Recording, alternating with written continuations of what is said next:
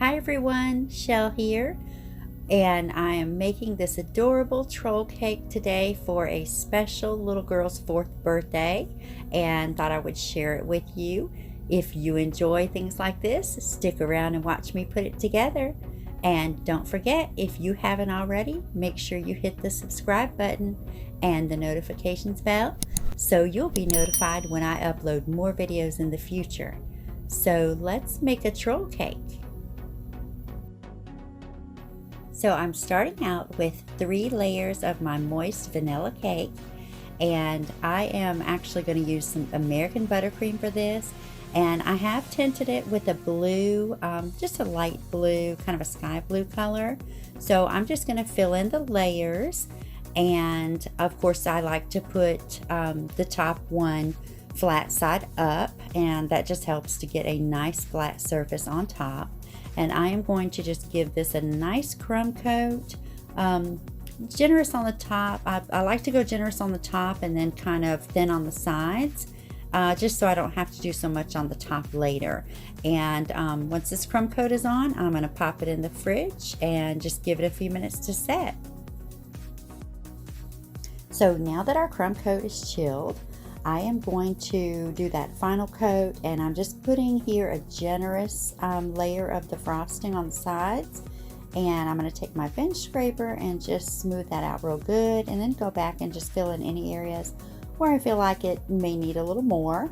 And then I will just take my offset spatula and just smooth out the edges.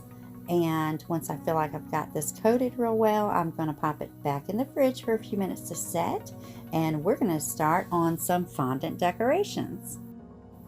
I'm going to be working with actually 6 different colors of fondant today, because we know with the trolls everything has to be just bright and, you know, a lot of rainbow colors in there. So the first thing I'm going to do is with the red fondant, I'm actually cutting out the letters for the name that's going on the cake. And I'm just using some just standard fondant, alphabet fondant cutters for this. And I have 3 different sizes of flowers. It's a 5-petal flower. I'm not sure what you call it actually. But of course I want different sizes because I want to layer these flowers. So I am just cutting, you know, just about 3 of each, 2 of some, but 3 of each size in each color. And I'm gonna go through each of the colors, and at the same time when I'm with the color, I'm also using my fondant tool here to just pipe out a line with the fondant. And these lines, of course, I'll be using for the rainbow that I'll be putting on the cake.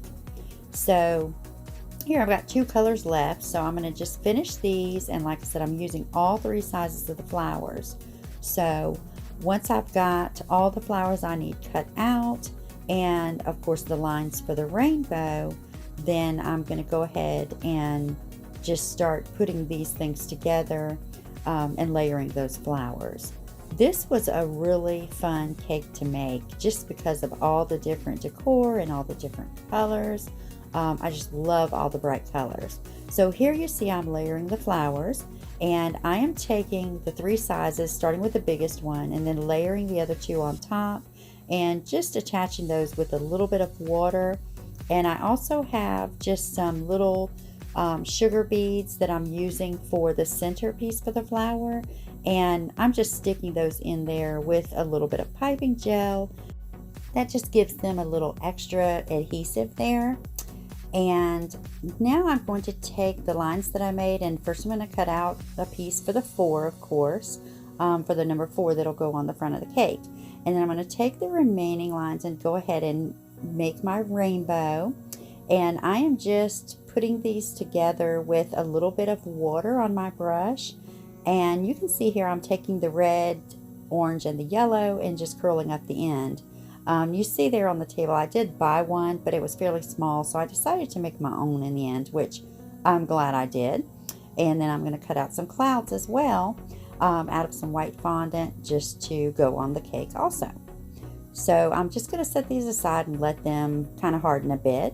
And I did make some strawberry and vanilla cupcakes as well to go with this cake. So here I'm just piping some rainbow colored frosting on top, and I've got some troll rings that I actually purchased to add to the top. For the frosting, I just actually put the colors in my bag and used the white frosting inside so that I could get all those colors in there. Now here our cake is ready. It is chilled and ready for our decorations, the best part. So I am just taking a little bit of brush with some water just to attach these pieces to the cake. And the flowers, I'm actually using a little bit of the buttercream, just putting a dab of that on the cake where I want to attach each of the flowers. So I'm just kind of going around the front, kind of across the front in a diagonal position there to put those flowers on, and you know, leaving some room on that back side, of course, for my rainbow and my troll.